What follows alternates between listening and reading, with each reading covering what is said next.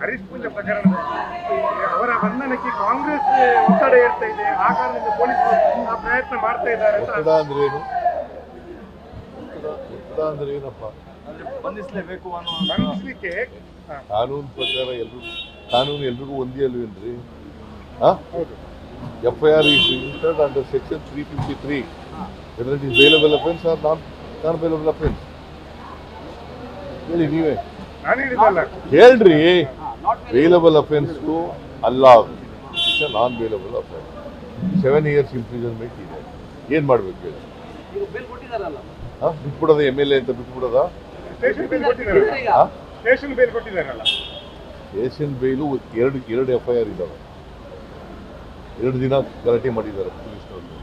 ಹಾಗಾದ್ರೆ MLA ಆದ್ರೆ ಪೊಲೀಸ್ನವ್ರಿಗೆ ಮೇಲೆ ಗಲಾಟೆ ಮಾಡ್ಬೋದಾ? ಯಾರ ಪರವಾಗಿ ಗಲಾಟೆ ಮಾಡಿರೋರು ನೋಡಿ, ಹೇಳಿಯಪ್ಪ. ದಾವಣಗೆರೆ ಸರ್